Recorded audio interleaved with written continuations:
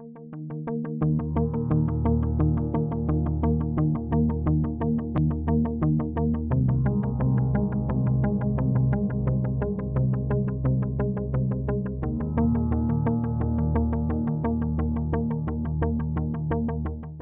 is an honor to welcome back to this podium one of America's foremost political philosophers, Michael Walzer. Professor Walzer is known for many things, but what always stands out is the reflective way in which he writes about politics and his lucid prose, both which are to be found in reading his most recent book entitled The Paradox of Liberation, Secular Revolutions and Religious Counter-Revolutions, which is also the subject of our discussion today. For those of you who may not be as familiar with the development of national liberation movements were a worldwide phenomenon that began between the first two world wars, but grew to massive proportions after 1945. In essence, these were drives for self-determination, the aim to free certain geographical territories and their populations from regimes considered suppressive or from foreign rule. This book is not really a piece of political philosophy. It is an exercise in comparative politics.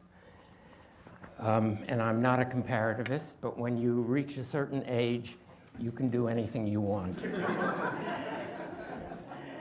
And it seemed to me that the best way of responding to the religious counter-revolutions around the world was to think comparatively. In the years after World War II, in India, Israel, and Algeria, three secular, leftish, national, different kinds of leftism, but all of them leftish, national liberation movements, the Indian National Congress, the Labor Zionists, and the National Liberation Front, each succeeded in establishing an independent state, a secular state, and roughly 25 to 30 years later, this state was challenged by a militant, politicized, revivalist religion. Three different religions, three very different countries, roughly the same time schedule. So what happened to national liberation?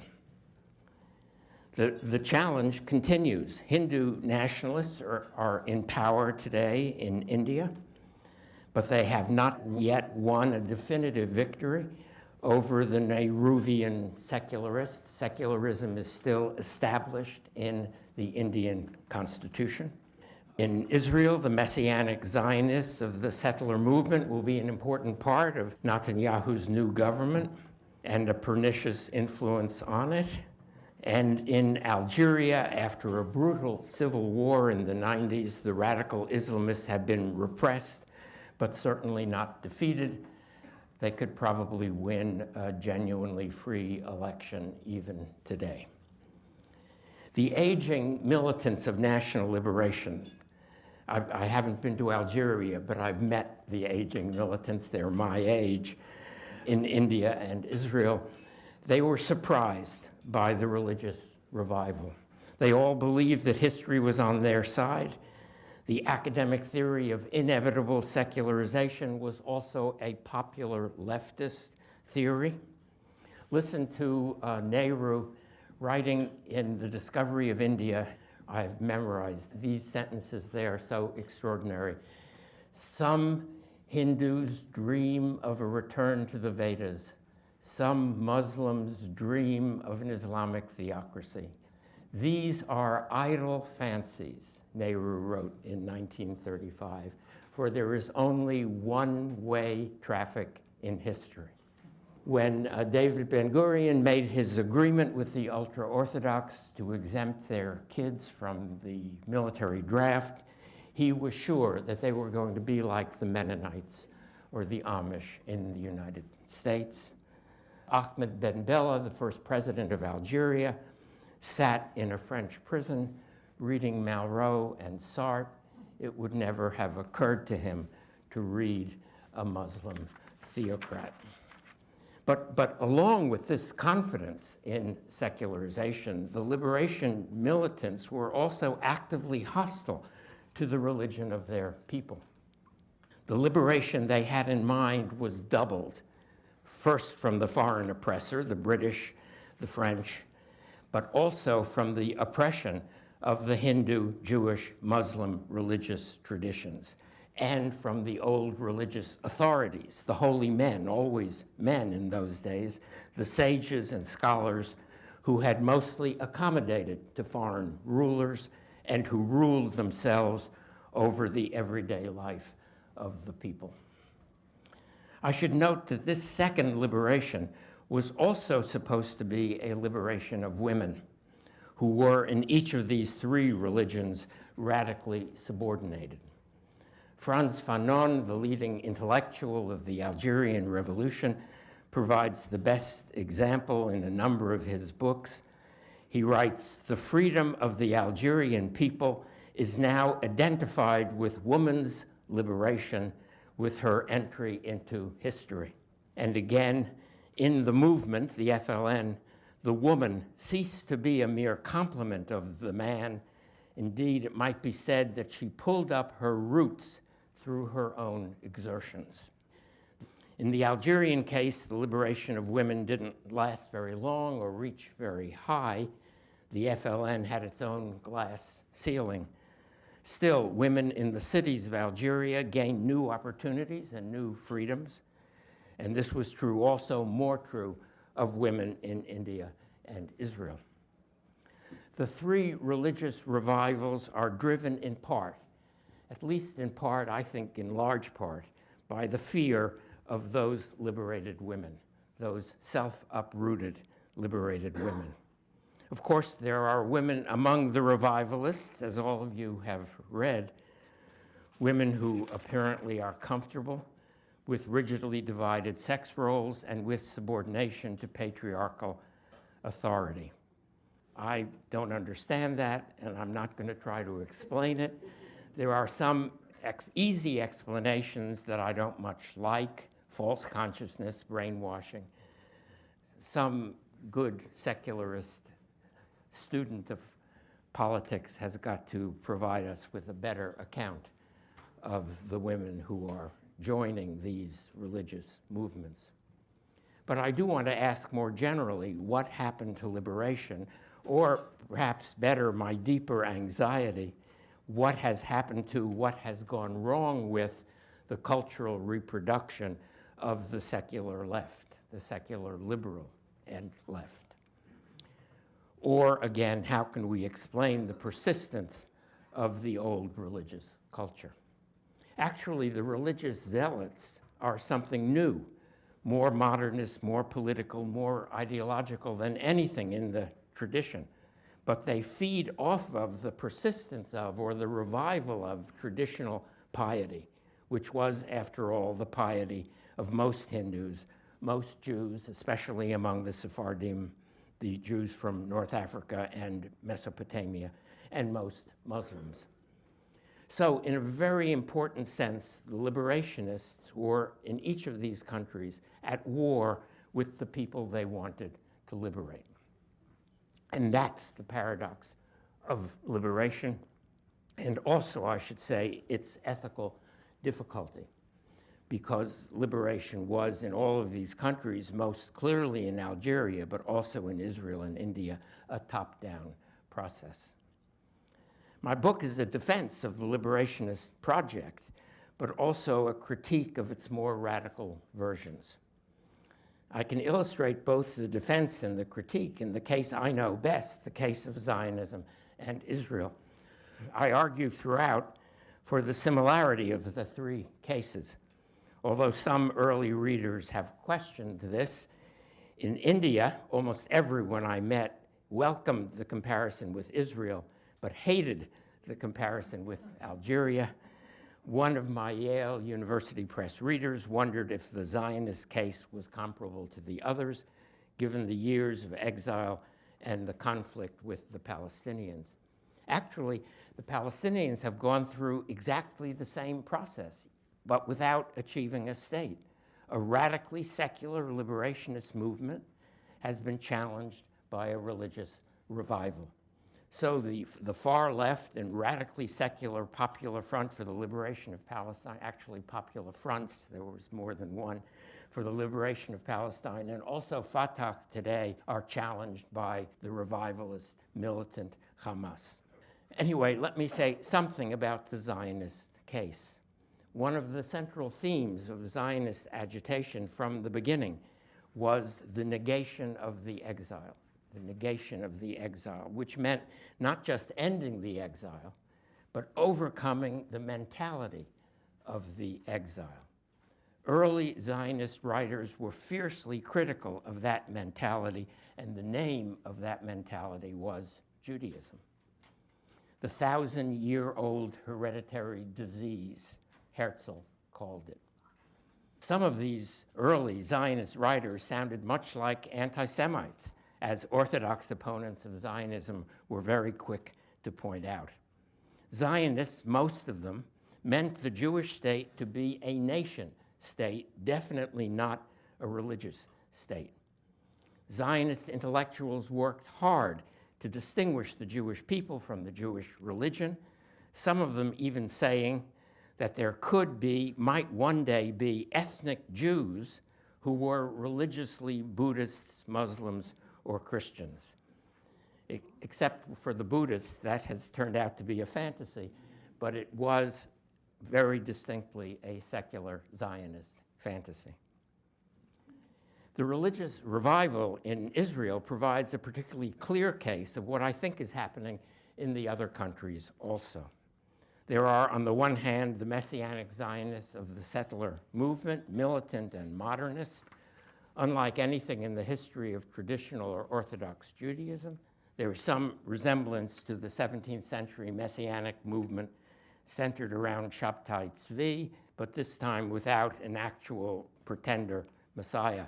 And on the other hand, there is the remarkable growth of ultra-Orthodox piety and practice. I think that the first feeds off of the second, and that something similar is happening in India and Algeria. Also, a revival of traditional piety, and alongside it, feeding off of it, modernist zealotry. Both of them, I should say, totally unexpected by the liberationists. What went wrong? The question reveals my own sympathies, but it is a question a lot of people are asking. And obviously, there are material and political factors different in each of the three countries, although you can see in all of them that after 25 or 30 years, the ruling party, the Indian National Congress, the Mapai in Israel, and the FLN, became complacent. The second generation was not as idealistic as the first, and all three parties became corrupt. And of course, the religious revivalists are righteous, whatever else they are. They don't take bribes. So there are material and political factors, but I want to stress the difficulties of secularization. And here, I think there are two answers to the question, what went wrong, which may seem inconsistent, but actually stand together. First, the fierceness and absolutism of the secular militants, the top-down quality of their work, and then the internal weakness of secular culture. The idea of radical newness nicely symbolizes the fierceness. There is an extraordinary literature in each of the countries about the new Jew, the new Algerian, the new Indian. And the militants of national liberation rejected everything that was old, everything which, according to them, made for weakness, passivity, fearfulness, and accommodation with foreign rulers. The traditional religion was the central culprit. Newness was identified with secular strength and vitality, with activism, self-confidence, and above all, self-help.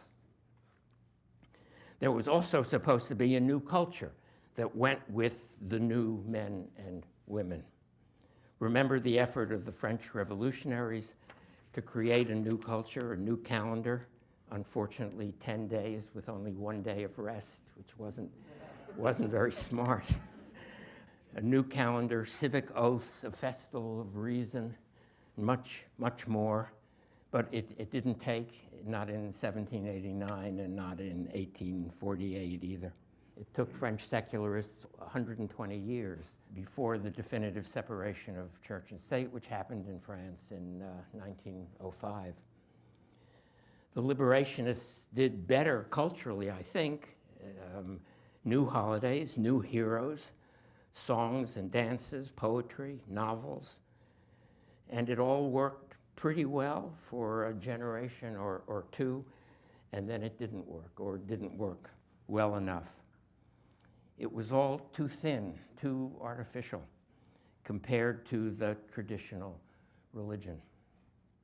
One example which has struck me, not only in visiting Israel and India, but also here in the United States, the old religion marked the life cycle, providing occasions and ceremonies of celebration for the birth of a child, for the coming of age of a child, for marriage. And then it provided rituals of mourning for people dealing with the death of loved ones. Secularists didn't do well with any of these moments. And so even people who have no religious faith continue to celebrate these occasions and look for religious rituals because there is no alternative. I don't mean that some of the secularists didn't try, but it just has not worked very, very well. I remember my own experience here, the funeral of a Jewish atheist, leftist, where nobody knew what to say or when to cry. It doesn't work, and so in all of these countries, the familial practice of the traditional religion continued, even while secularism was triumphant in the political world. So I argue for a liberationist engagement with the traditional religion. It would have to be a critical engagement, but it has to be an engagement. It can't be a negation. It can't be a denial. That seems to me a moral requirement and a democratic requirement if some kind of secular democratic culture is to be achieved. Let me give one example of that effort. Consider the organization, I don't know if any of you have heard of it, it's quite a remarkable organization called Women Living Under Muslim Laws, WLUML. It's not a great acronym. Women Living Under Muslim Laws is an organization that is active across North Africa and also among the Muslim minority in India. I should say the Muslim minority is 120 million people. So the WLUML is an activist organization. It's an alliance of both secular and religious Muslim women who search in religious texts for arguments against the gender hierarchy and who find them, and then who defend gender equality within the religion of their people. Something similar has been going on in the Jewish world, where feminist scholars are producing some wonderful new readings of biblical and Talmudic texts. A recent book, a quite wonderful book by Uma Narayan called Dislocating Cultures, argues for a similar effort among Hindu women. Maybe this sort of thing wouldn't have worked early on. Maybe the first liberationists had to be absolute in their rejection of religion. But I think that this kind of engagement may be the best way of responding now to the religious zealots.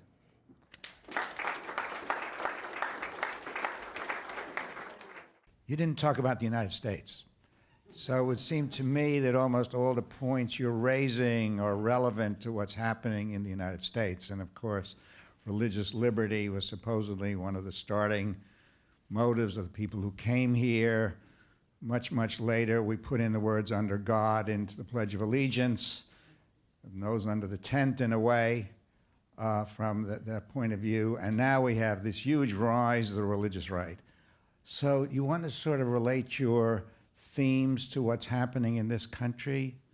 Well, I want first to say something about what happened in this country. When I gave these lectures, the book comes out of the Stimson lectures at Yale, half of the questions were not about India, Israel, or Algeria, but they were about the United States. And people said, look, the United States had a revolution. We didn't call it a national liberation movement, but that's what it was. And it was followed 25 years later by an extraordinary religious revival, the Second Great Awakening. So what is the American story? And I have added a postscript in the book dealing with the American story, and which is a defense of American exceptionalism, because the Second Great Awakening didn't challenge the secular state. It reinforced the secularism of the early republic. And I don't know how many of you actually understand the radicalism of American secularism in those early days. So let me tell you one story. It's a favorite story. In 1810, the US Congress voted that mail should be delivered 7 days a week. This provoked a Sabbatarian agitation among the more established Protestant churches, Anglicans, Presbyterians, some Congregationalists. In 1829, the issue came back to Congress, and it was sent to the Senate Committee on Post Roads and Post Offices. And the Senate Committee was headed by an evangelical Baptist from Tennessee named Johnson, who brought a report back to the US Senate saying that the United States government could not recognize a religious day of rest, and mail had to be delivered 7 days a week. And the report went on. It's really an astonishing document, and apparently quite popular, because this Senator Johnson became Van Buren's vice president some 6-7 years later. The report went on to say all the world lives in religious bondage, but the fathers of the American Republic designed a constitution to free us from the bondage of religion, and that constitution requires that mail be delivered 7 days a week. Now, that law was not repealed till 1905, but it was eroded across the country locally. And in fact, the most famous story of the Sabbatarian protests took place in Princeton, New Jersey, where a post office coach was stopped on Nassau Street on a Sunday, and the driver of the coach was required to spend the night in Princeton and not resume his travels until Monday. This incident is reported in all of the discussions. It's a wonderful story, and it does suggest that the evangelical Protestants of those days were very, very different from the evangelical Protestants of these days, because they were quite radical secularists, very, very religious, but absolutely committed to a secular state. Do you think there will be a counter-reaction to the description you have now of revivalism? Because history is full of movements and counter-movements. Do you see this as a line going forward for another 100 years? Or if not, what would cause a reversal? I do think that these phenomena do burn themselves out. Religious revivals in the United States, the Second Great Awakening was more or less asleep again 30, 40 years after the 1820s. It fed into the abolitionist movement in important ways, but these religious movements, like ideological movements, do reach a fever pitch and then go into some kind of decline. It's important, I think, that they be opposed. Sometimes the opposition has to be forceful, but it also has to be ideological. I think I recently published an article in Dissent magazine called Islamism and the Left, which is a critique of leftist apologists for Islamic radicalism. I think the ideological wars are an important part of countering the effect of religious zealotry. On the other hand, the Christian Crusades, which began at the end of the 11th century, lasted 100 years, 150 years. Of course, you know, most Christians were not crusaders, just as most Muslims are not jihadi militants. Most Christians listened to sermons telling them to march to Jerusalem and then went home. It's important that the zealots are always a minority, but they are right now an activist, and their fervor obviously has some kind of appeal, much wider than the appeal of our liberal, left, secular, democratic, whatever we are, ideologies. I want to thank you so much. It was really a privilege having you with us this morning. Thank you. It's terrific.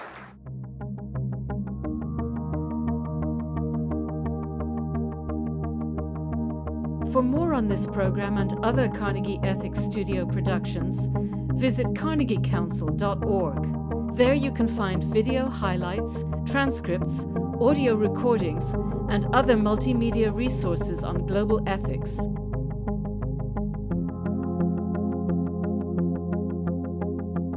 This program is made possible by the Carnegie Ethics Studio and viewers like you.